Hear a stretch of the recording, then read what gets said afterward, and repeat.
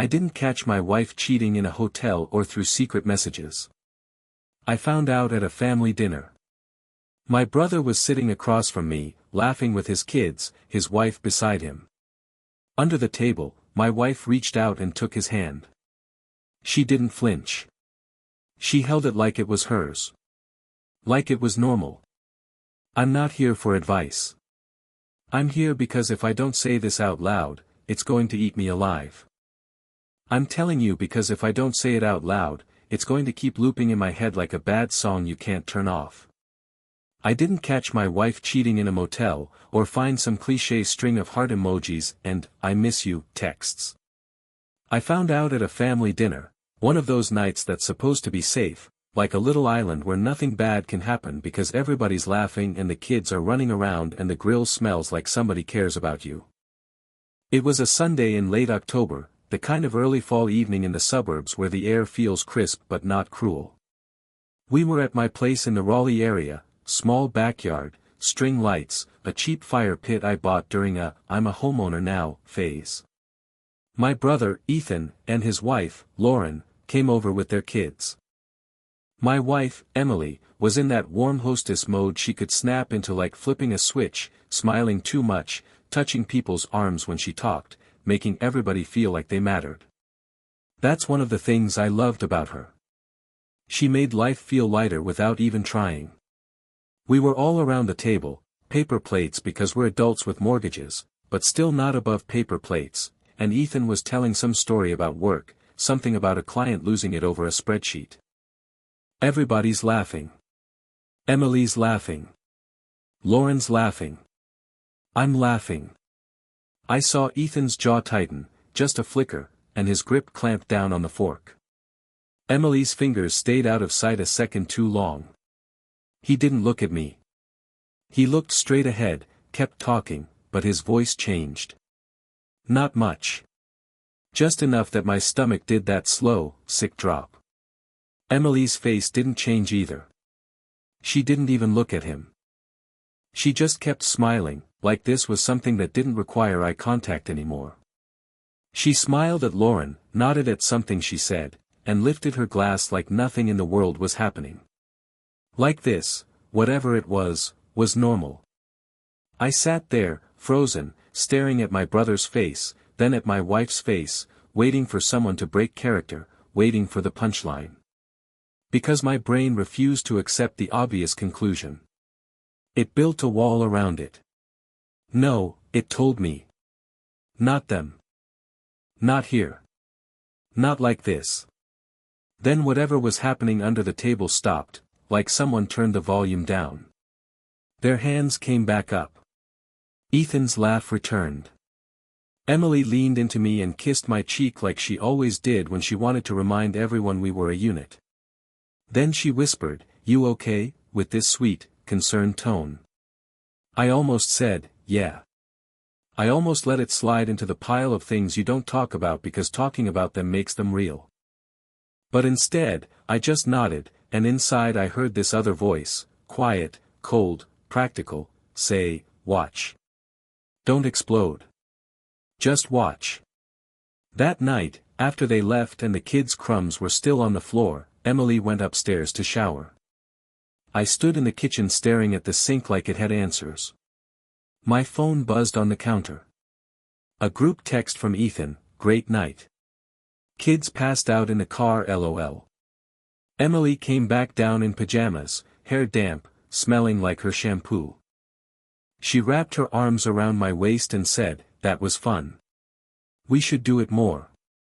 I looked at her, and for the first time in years, my wife felt like a stranger wearing my wife's face. And I told myself one thing, right there in the quiet, I wasn't going to accuse her with nothing. Because if I was wrong, I'd torch my marriage for a weird misunderstanding. But if I was right, I needed to know the truth before I moved. That night, I decided I wouldn't confront. I'd watch. For the next 2 weeks, I kept finding myself replaying the same moments, each time noticing something new. I went to work, came home, helped with dinner, sat on the couch with Emily while she scrolled through TikTok and I pretended to care about whatever trend was happening. But my brain had become a paranoid little detective. Every interaction, every word, every glance had a second layer now, like there was a hidden caption I could almost read if I squinted hard enough. And the messed up part? It wasn't hard to find more weirdness once I started looking. It was everywhere, like it had been there all along and I'd just been blind. Ethan and I were close. Not that fake, we're brothers so we must be close, thing.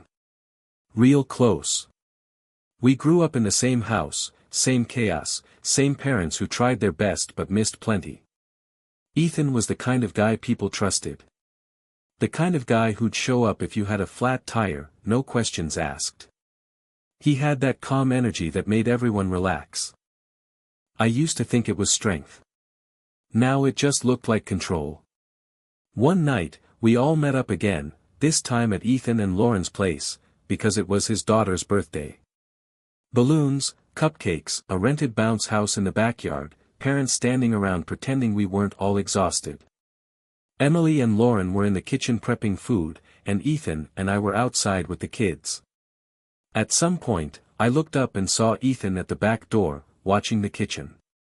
Not in a proud dad way. In a waiting for a signal way. I forced myself to keep my face neutral, but I tracked him in my peripheral vision. Emily came out a minute later with a tray of drinks. She didn't look at him, but she moved like she already knew where he was. Like she'd felt him there. It was subtle. They never did anything that would make a normal person go, oh, they're cheating. It was more like an invisible thread between them. A synced rhythm. They'd laugh at each other's jokes half a beat too early, like they knew the punchline before it landed. Ethan would mention he'd been stressed at work, and Emily would jump in with, yeah, you've been dealing with that for weeks, like she'd been there for the weeks. And when I'd look at Lauren, sweet Lauren, who wore that tired mom's smile like armor, she had no clue.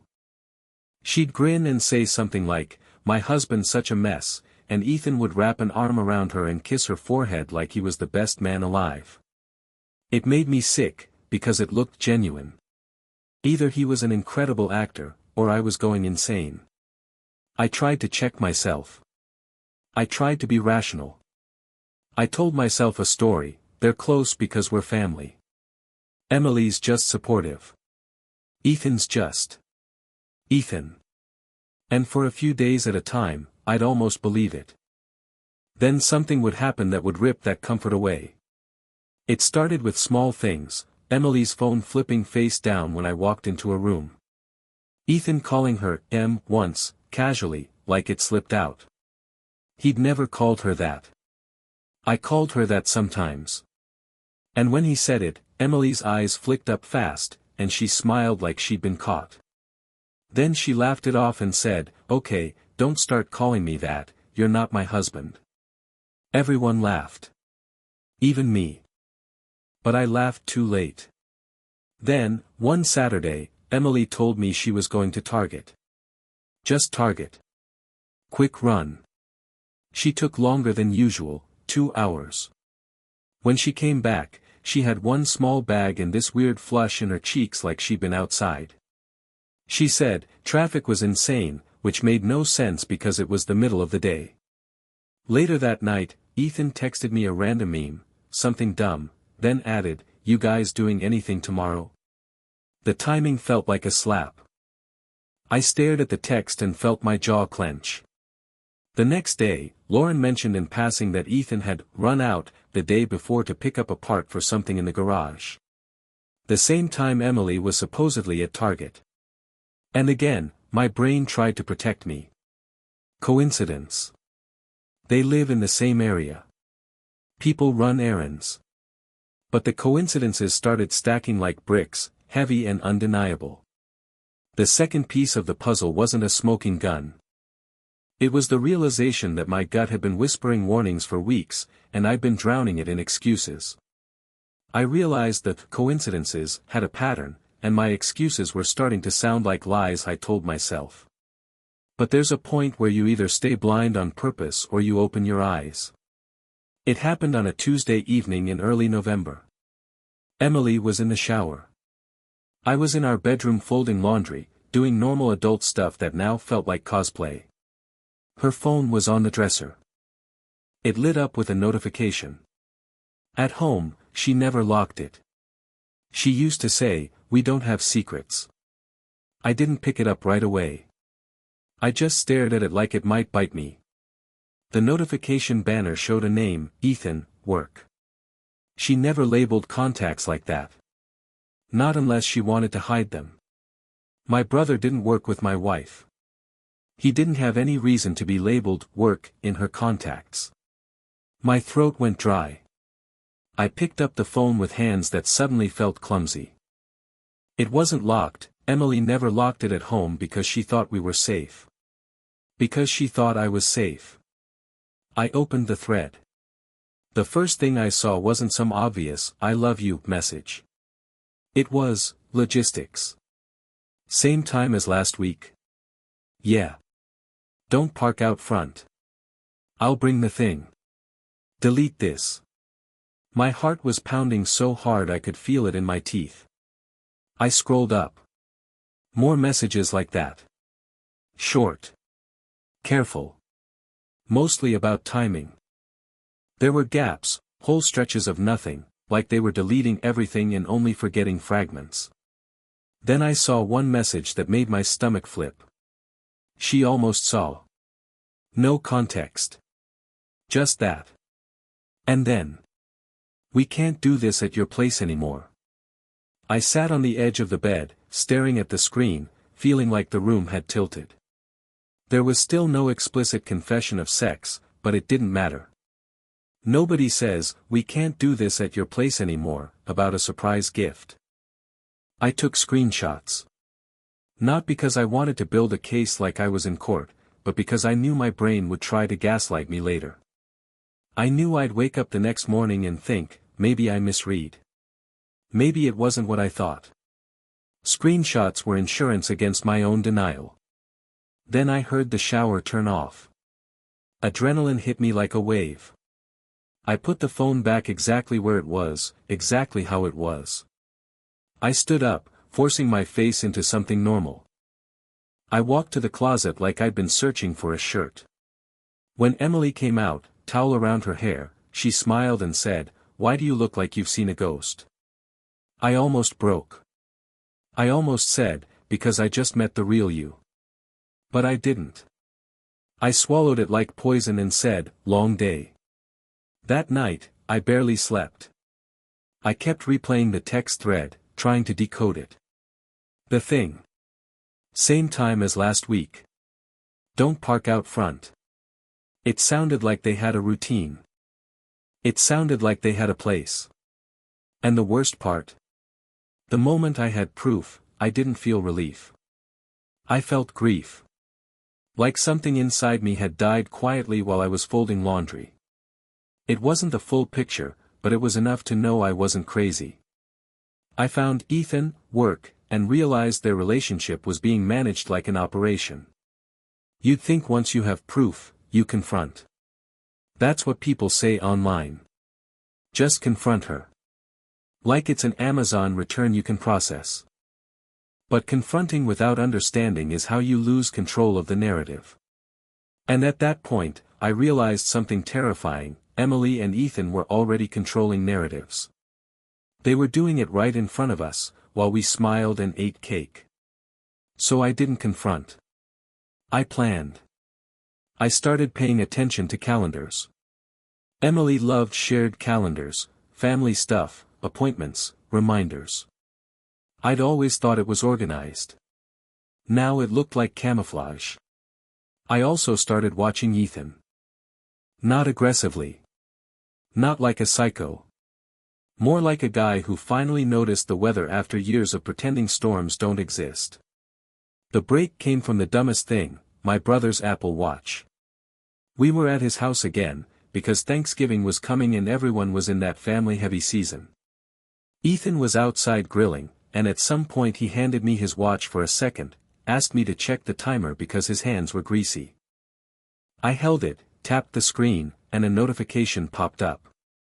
Gate access logged, 6:28 p.m. The icon was a storage gate app. I froze. Storage unit? Ethan wasn't the kind of guy who had a storage unit. He had a two-car garage full of random stuff like every suburban dad. He snatched the watch back quickly, too quickly, and smiled like nothing happened. Thanks, man. I nodded like I didn't care, but my mind was racing. A few days later, Emily told me she was going to help Lauren with something. She's stressed, I'm gonna go over and help her with the kids. Lauren had never asked her for that before, but okay. At 6:10 p.m., Ethan texted me, "You busy? I might swing by, need to borrow that ladder." A ladder. The same ladder he had in his garage. The same ladder I'd seen him use. I didn't respond right away. I just watched the timing. Emily left at 6:15. Ethan was swinging by, at, 6:30.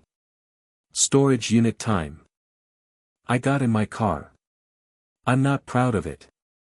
I'm also not ashamed. At that point, I felt like I was watching someone slowly steal my life while telling me to smile about it. I followed Ethan at a distance. He didn't come to my house. He didn't go to Home Depot. He drove straight to a storage facility off a side road, the kind with a keypad gate and rows of metal doors like a movie set for secrets. And then I saw Emily's car already there. My hands were shaking on the steering wheel.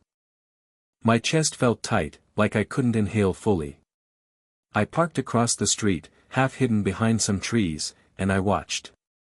Ethan parked. He got out. He looked around, not paranoid, just careful.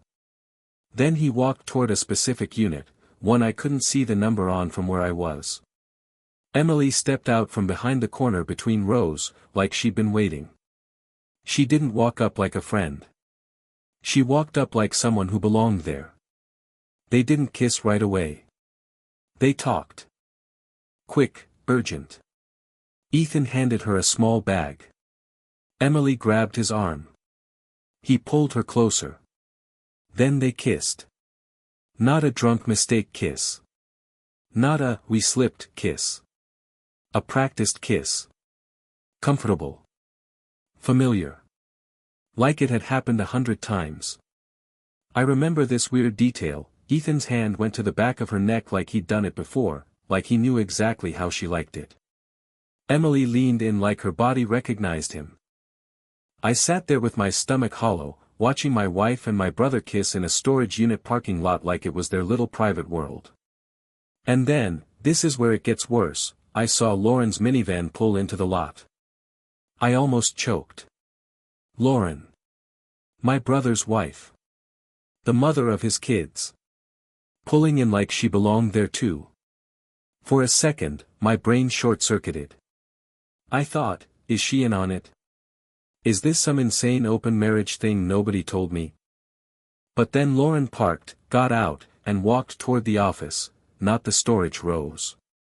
She looked annoyed, like she was running an errand. She came out a minute later with some forms and drove away. She didn't see them. The rows blocked the view, like the place was built for secrets. My hands were cramped from gripping the steering wheel. I had proof now, real proof. I had location, routine, kiss, timing. The puzzle was almost complete. But I still didn't know the most important thing, why? Why my brother? Why this long? Why a storage unit? I drove home with my vision blurry, not from tears, but from rage trying to become something else. When Emily came home, she smiled like nothing happened and said, "Lauren was overwhelmed, but we got through it." I looked at her and realized I was watching a person who could lie as easily as breathing. That's when I understood. This wasn't just an affair. It was a system. I followed them and saw the kiss at the storage unit, hard proof, while Lauren unknowingly passed through the same space. I didn't confront them that night. I didn't scream or punch walls or do anything that would make me look like the unstable one. Because once you're in a situation like this, there's one brutal truth: the first person to lose control often loses everything else too: friends, family support, even credibility. So I waited 2 days. 2 long, miserable days where Emily kissed me goodbye in the morning and I felt my skin crawl, where Ethan texted me normal brother stuff and I wanted to throw my phone into the yard. That night didn't end when I drove home. It followed me, replaying on a loop. Every smile. Every dinner. Every time they'd been in the same room as me. 2 days later, I went there in daylight and rented the smallest unit they had. Not because I needed it, because standing there without a reason would have made me look insane. While I was signing papers, I casually asked, "Hey, quick question, do you guys keep records of who visits which unit? Like if someone shares access?" The guy behind the counter shrugged. "If you're on the lease or added as an authorized user, sure. Otherwise, not really. We've got cameras, though." "Why?" I shook my head, laughed. "Just curious. My buddy said his ex was sneaking in here." "People are wild." The guy laughed. "Yeah, man. People are wild. People are wild." That line stuck with me. I didn't have legal access to their unit, obviously. I wasn't going to break into anything like some movie idiot. But I sat in my car across the street, pretending to check my phone, praying I didn't look like exactly what I was. And here's the thing I hadn't expected, there was a third person who visited that unit sometimes. Not Lauren. Not me. Not Emily. Not Ethan. An older woman. Late 50s. Familiar face in a way that made my skin go cold. My mother. 2 hours from home. Walking like she knew exactly where she was going. It took my brain a second to place it. Because my mom lived 2 hours away. She wasn't supposed to be here. She wasn't supposed to be part of any of this. I stared as she walked toward the storage rows like she knew exactly where she was going. Like she'd done this before. Not rushed. Not lost. Like someone checking on something she paid for. She was the one whose card was on the account. Her name was on the paperwork. The office had called about an issue with the lock. She didn't come to see them. She came to maintain the arrangement. That was the final piece. The piece that made the picture something I hadn't even considered. I called Ethan that night and told him I wanted to talk, just us. I didn't record him. The second he sees a phone, he turns into a lawyer. No wives. No kids. He suggested a bar. I said no. I told him to meet me in a quiet parking lot behind a grocery store near the storage facility. I wanted him off balance. I wanted him away from home. He showed up in a hoodie, hands in pockets, looking calm. Too calm. "What's up?" he said, like we were meeting to talk about football. I stared at him for a long time before I spoke. "How long?" His face didn't change. That's what killed me. No shock. No confusion. Just a slow exhale like he'd been waiting for this moment to happen eventually. "Don't," he said quietly. "Not here." "Don't what?" My voice was sharp. "Don't find out. Don't ruin your setup." Ethan's jaw clenched. It wasn't supposed to be like that. That sentence. People always say that. Like the universe forced their hand into someone else's marriage. I laughed once, bitter. Wasn't supposed to be like what? Like you two kissing in a storage unit like teenagers. His eyes flicked away. And then he said something I didn't expect. "It started before you married her." I felt like I'd been punched. "What?" Ethan nodded, slow. "You met her in college. You were the one who brought her around first. Remember? That party at Mom's house when you were home for the weekend." I remembered. It hit me like a flash, Emily in a borrowed sweater, sitting on our old couch, laughing with my mom like she'd known her forever. Ethan being quieter than usual, watching. Me thinking, damn, she fits in so well. Ethan swallowed. She and I. We had an affair. Not a long one.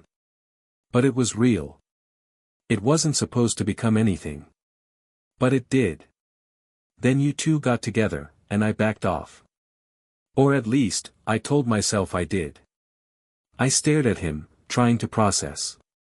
So you're telling me, she was with you first? I'm telling you, he said, voice low, you weren't the beginning of that story. My hands were shaking. Then why marry me? Ethan looked at me like he was tired. Like he'd been carrying something heavy for years.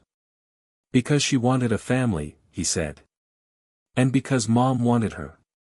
That made my blood go cold. What the hell does that mean?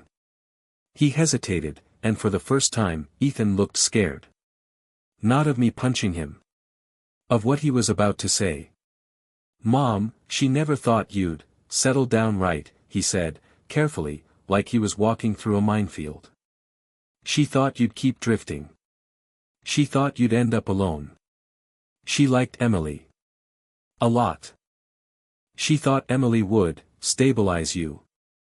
I felt my face heat up. So my wife married me because my mom wanted me stabilized. Like I'm a dog she found on the street.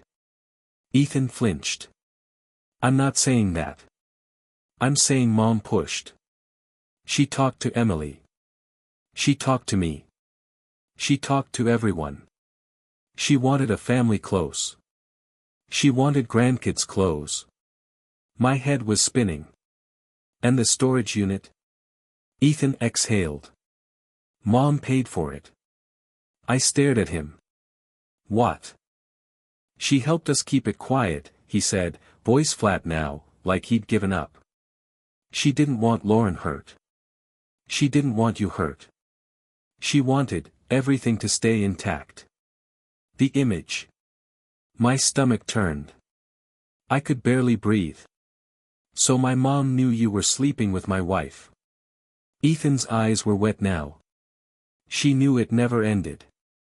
I sat there, in my car, staring at my brother while the world inside me cracked open. Because the betrayal wasn't just sexual. It wasn't even just emotional. It was structural. It was, the people closest to me coordinating my reality without my consent. Does Lauren know? I asked, voice quiet. Ethan shook his head. No. She's innocent. She doesn't deserve this. Lauren was safe. She gave him a life that looked right. And I do. I snapped. Ethan looked at me, and for the first time, his calm cracked. No, he said, voice breaking. You don't. But you were always the one who could take it. You always bounced back. That's what Mom said. That's what Emily said. There it was. The real why. The reason they didn't fear my pain. They assumed I was built to absorb it. I didn't scream. I didn't hit him. I didn't do anything dramatic. I just nodded slowly, like I was accepting a fact. Then I drove home. Emily was on the couch, wearing my hoodie, watching some show. She looked up and smiled. Hey. You're late. I stood in the doorway and said, we need to talk. Now. Her smile faded just a little. Okay, what's wrong? I didn't show her the screenshots. I didn't mention the storage unit. I didn't say Ethan's name right away. I just said, how long have you been living two lives? Her eyes widened, and for a second she looked like she might deny it. But then she exhaled and her shoulders dropped, like she was tired of pretending. You followed me, she said quietly. I saw you, I said. With Ethan. Silence. The kind that makes your ears ring. She sat up slowly. I never wanted it to happen like this. There's that sentence again. I stared at her. Did you marry me because my mom wanted you to? Her face changed. Like I'd hit a nerve she didn't expect me to know existed. She whispered, she told you that? She didn't have to, I said. I saw her at the storage unit today. Emily's eyes filled with tears. Not dramatic sobbing. Just this quiet, controlled leaking, like she was trying to hold herself together.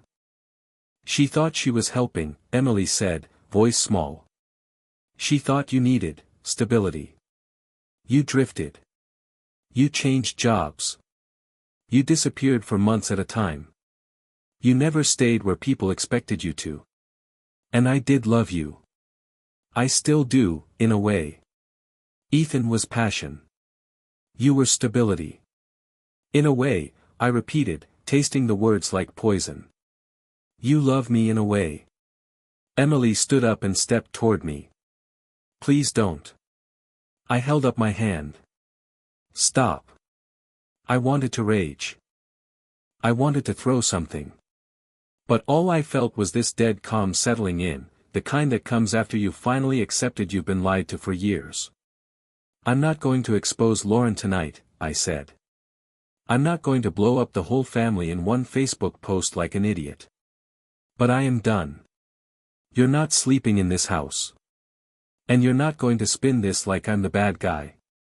Emily's mouth opened, then closed. She nodded slowly, like she understood. I looked at her, this person who'd been my partner, my best friend, the one I planned holidays with, and I realized the hardest part wasn't losing her. It was losing the story I'd lived in. The story where family meant something solid.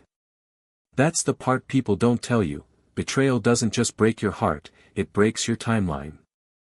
It makes you look back and wonder which moments were real and which were performances. Emily packed a bag that night. She left without yelling. Without begging. Like someone who'd already rehearsed leaving.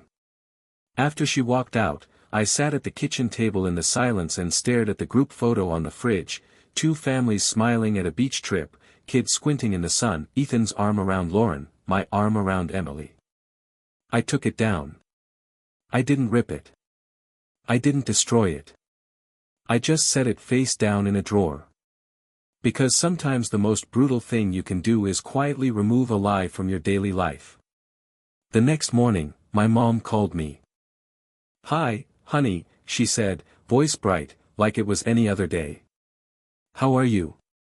I held the phone to my ear and felt my hand shake. I could have screamed. I could have confronted her. I could have destroyed her with words.